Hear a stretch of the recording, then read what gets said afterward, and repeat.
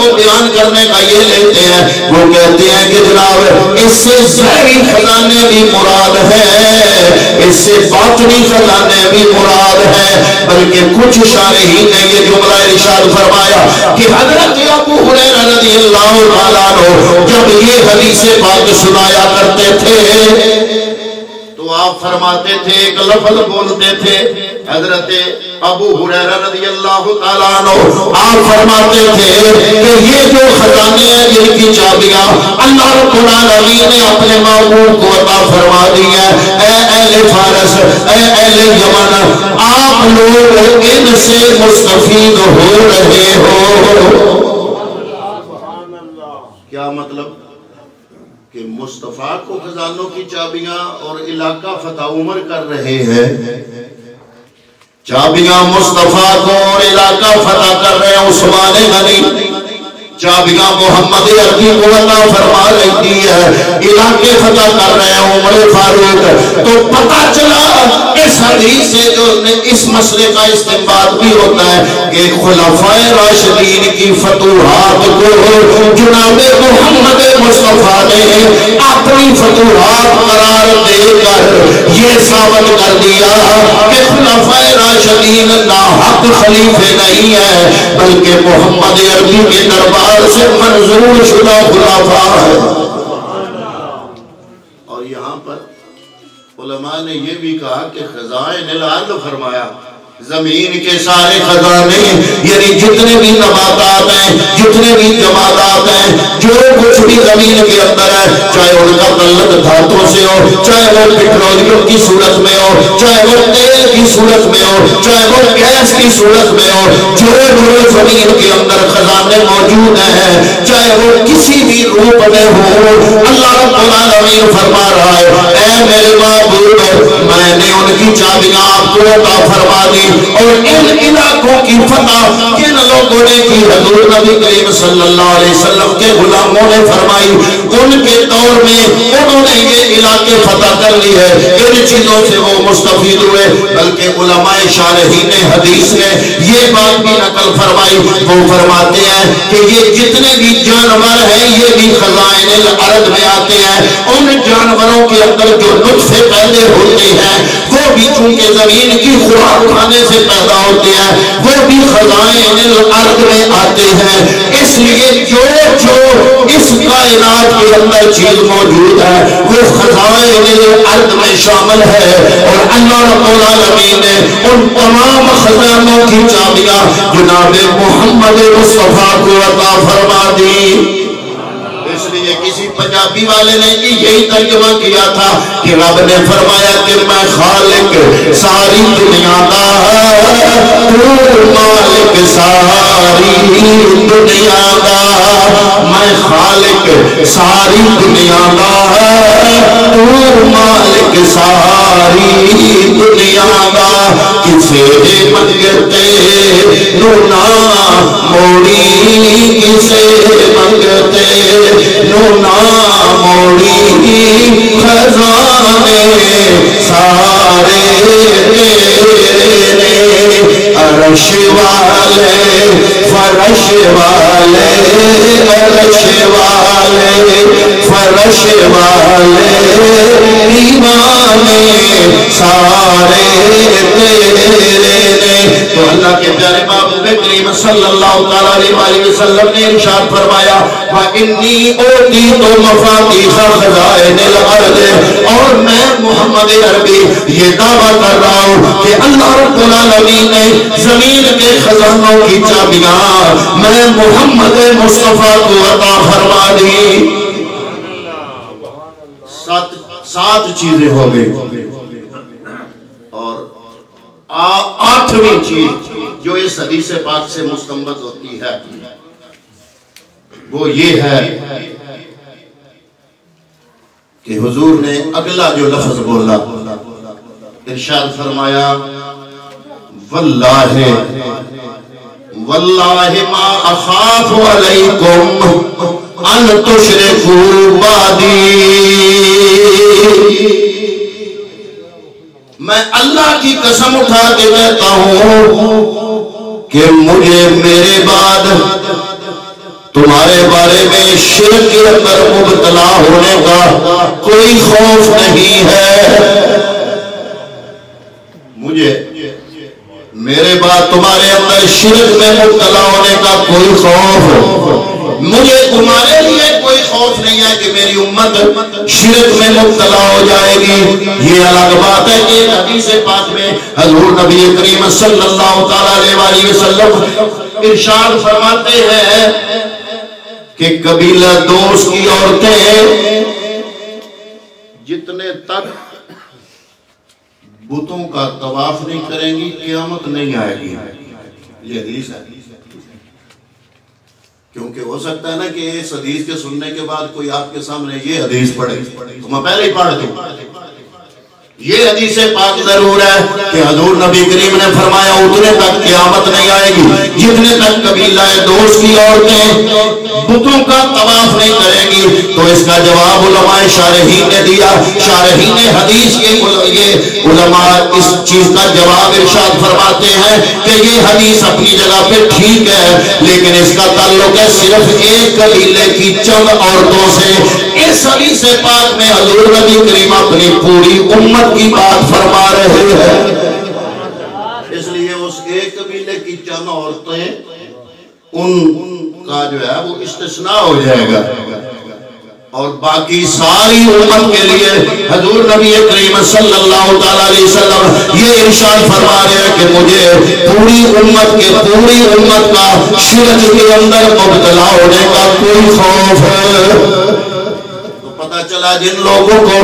علماء اہل سنت کے یا اہل سنت والجماعت مسلک کے معمولات میں جگہ جگہ شرک نظر آتا ہے، قصور عام کا ہے، مگر نہ حقیقت کے اندر اگر یہ ساری چیزیں کو شرک قرار دے دیا جائے تو مواحد پیچھے کون بچے گا؟ لیکن میرے پیغمبر ارشاد فرما رہے ہیں کہ مجھے کوئی خوف نہیں ہے کہ میری امت میرے بعد شرک میں مبتلا ہو جائے گی۔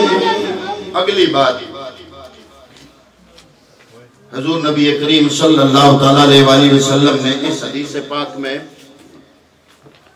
اب آپ میرے سامنے بیٹھے ہیں تو آپ حضور کی شان اور عظمت سننے کے چونکہ عادی ہیں،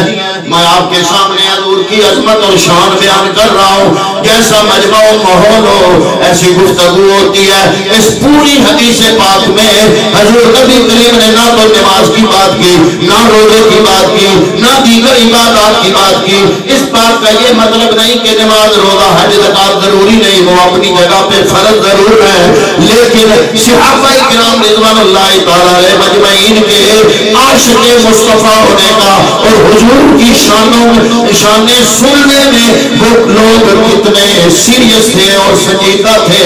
اس ماحول کا پتہ چل رہا ہے کہ مجمع ہے صحابہ کرام رضوان اللہ تعالی علیہ مجمعین کا، اور ان کے سامنے حضور منبر پہ بیٹھ کے اپنی عظمت بیان فرما رہے ہیں۔ اور آخر میں 10واں مسئلہ جو اس سے مستنبط ہوا وہ یہ ہے کہ حضور نے پھر وہ غیب کی بات جو حضور کے زمانے میں نہیں تھی، ہمارے زمانے میں بھی وہ نہیں، اگلے زمانے کی بات کی اور قیامت تک کے آنے والے لوگوں کے لیے بات کی۔ فرمایا وَلَٰكِنْ أَخَافُ أَن تَنَافَسُوا فِيهَا، مجھے اگر خوف ہے تو اس بات کا کہ تم دنیا میں غرق ہوگے، آپس میں حسد کرو گے۔ تو آپ دیکھ رہے ہیں کہ آج ہر بندہ بھائی بھائی سے حسد کرتا ہے، جو بندہ تھوڑا سا اپ ہوتا ہے دوسرے لوگ جو ہے وہ اس سے حسد کرنا شروع کر دیتے ہیں۔ تو اس زمانے میں چاہے یہ بات نہ تھی، یہ بات حضور کے لیے غائب تھی، لیکن کیا ہے حضور نبی کریم مستقبل کے امت کے وہ احوال جو اس زمانے کے لوگوں کے لیے غیب تھے، وہ حضور نبی کریم اس زمانے میں اس زمانے کے لوگوں کے اعمال کو بیان فرما کے یہ ثابت فرما دیا کہ حضور نبی کریم صلی اللہ تعالی علیہ وسلم نے اپنی امت کے جو غیب کے معاملات ہیں وہ بھی لوگوں کے سامنے رکھ دیے۔ جہاں تک حضور نبی کریم صلی اللہ علیہ وآلہ وسلم کی نظر کی بات ہے، آپ کے کمالات کی بات ہے، اس میں کوئی حیات و ممات کی قید نہیں کہ اس زمانے میں حضور اس زمانے میں رہ کر اس زمانے کے لوگوں کے حالات سے اگر باخبر تھے تو کیا آج نہیں ہے؟ وہ آج بھی باخبر ہیں، اور اس کے لیے مثالیں بے شمار ہیں۔ اگر میں اپنے پیر و مرشد حضور ضیاء الامت پیر محمد کرم شاہ الازہری رحمت اللہ تعالی علیہ، جن کو حضور نے عالم بیداری میں اپنا دیدار کرایا،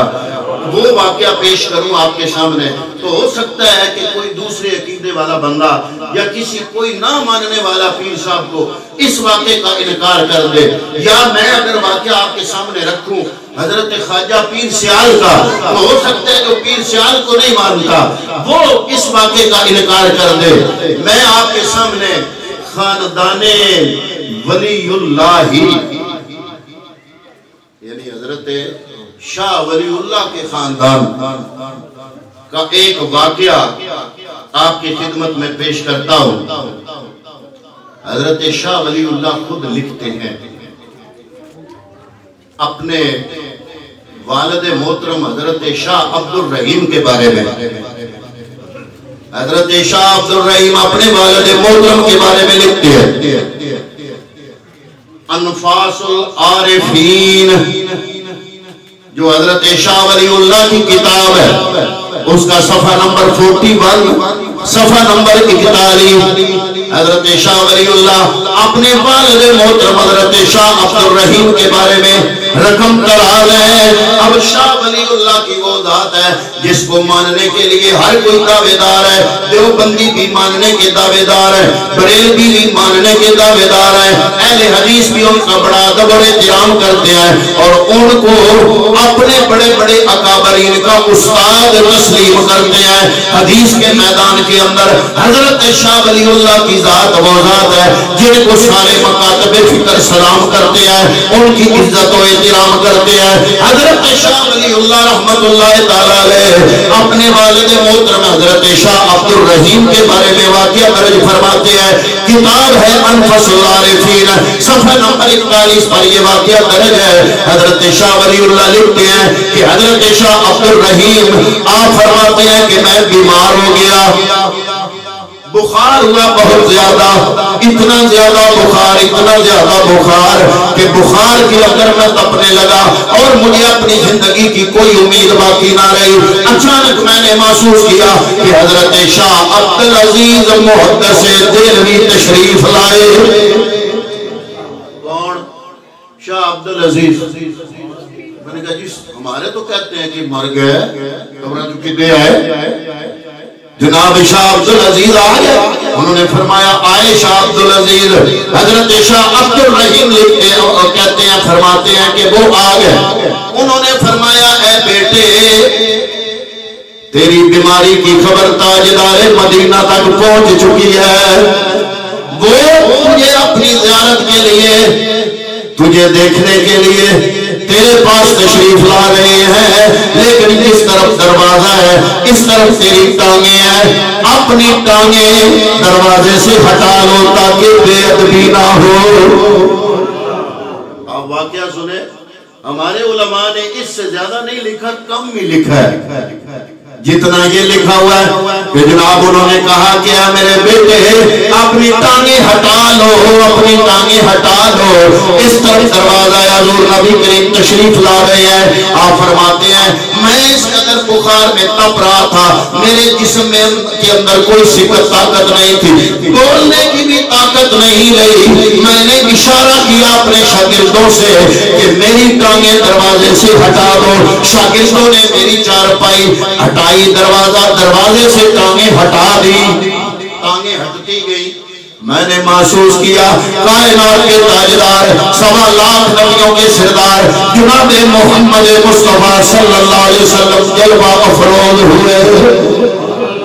آپ میرے قریب آئے، میرے قریب آ کے کہا میرا بیٹا کیا حال ہے؟ حضور نے شاہ ولی اللہ لکھ رہے ہیں اپنے والد محترم کے بارے میں کہ ان کو کہا کہ بیٹا کیا حال ہے؟ آپ فرماتے ہیں کہ حضور نبی کریم مجھ پر جھکے حتیٰ کہ حضور نبی کریم صلی اللہ تعالیٰ علیہ وسلم کی ریش مبارک میرے سر پہ لگ رہی تھی اور میرے آنسو میرے نبی کریم صلی اللہ تعالیٰ علیہ وسلم کی قمیص مبارک کو تر کر رہے تھے۔ حضور نبی کریم صلی اللہ علیہ وسلم نے پیار سے محبت سے مجھے فرمایا کہ اللہ تعالیٰ تیری زندگی دراز فرمائے، تجھے صحت کاملہ عطا فرمائے۔ میں نے دل میں سوچا، سن لے میں نے دل میں سوچا کہ کافی عرصے سے مجھے طلب تھی، خواہش تھی شدید کہ کاش مجھے منہ مصطفیٰ کریم صلی اللہ علیہ وسلم مل جاتے، حضور نبی کریم کے بال مبارک مل جاتے، منہ مصطفیٰ کریم مل جاتے۔ اگلا جملہ جو لکھا ہوا وہ یہ ہے کہ حضور نبی کریم میرے اس خیال پر مطلع ہوئے۔ خیال مجھے آیا اور حضور مطلع ہو گئے۔ خیال مجھے آیا، میں نے اس حدیث سے یہی باتیں ثابت کی ہے نا، یہی استنباط کی ہے نا 10 چیزیں، ان میں یہ چیز بھی ہے کہ حضور باخبر ہیں۔ اب یہ بات میرے پیر و مرشد حضور ضیاء الامت نہیں فرما رہے، قبلہ پیر سیال نہیں فرما رہے، پیر پٹھان نہیں فرما رہے، غوث سلطانی نہیں فرما رہے، ان بزرگوں میں سے کسی کا قول نہیں ہے، بلکہ شاہ ولی اللہ اپنے والد محترم شاہ عبد الرحیم کی بات فرما رہے ہیں۔ جن کے دیوبند حضرات فرماتے ہیں کہ یہ ہمارے اسلاف ہیں۔ جناب اپنے اسلاف کی خبر تو لیں، ان کا عقیدہ الحمدللہ وہی ہے جو ہمارا عقیدہ ہے۔ آپ فرماتے ہیں مجھے خیال آیا کہ کافی عرصے سے خواہش سے منہ مصطفیٰ مل جاتے، حضور میرے اس خیال پر مطلع ہوئے۔ حضور نبی کریم نے اپنی داڑھی مبارک سے 2 بال نکالے۔ یہ جملے نہ ہوں تو میں ذمہ دار ہوں، اگلا جملہ اس سے بھی سخت ہے۔ میں سوچ رہا تھا کہ یہ منہ مبارک پتہ نہیں اس جہان میں میرے پاس ہے یا جب بیدار ہوگا اس جہان میں بھی میرے پاس ہوں گے یا نہیں۔ حضور پھر میرے خیال سے مطلع ہوئے۔ حضور نے فرمایا برخوردار، جب تو جاگے گا تو یہ منہ مبارک تیرے پاس ہوں گے۔ حضرات محترم بڑے قابل غور بات ہے، خواب میں لوگ آتے ہیں، حصی نہیں ہوتا وہ معاملہ، غیر مری ہوتا ہے۔ جب آنکھ کھلتی ہے بندہ سوچنے لگ جاتا ہے پتہ نہیں سچی ہے یا جھوٹی ہے۔ مل خواب میں رہے ہیں اور حضور فرما رہے ہیں کہ جب تو بیدار ہوگا وہ یہ میرے منہ مبارک تیرے پاس ہوں گے۔ اور روح کے منہ مبارک نہیں ہوتے۔ تسی ایڈیاں ایڈیاں گلاں ہضم کیتی بیٹھے، تو آنکھیں آج بولنا ہی نہیں، میں آگے چلو موج کرو، میں انہیں بھی ملنگ بنا نہ بولو، میں نہیں پہ بولنا۔ کیڈی بڑی گل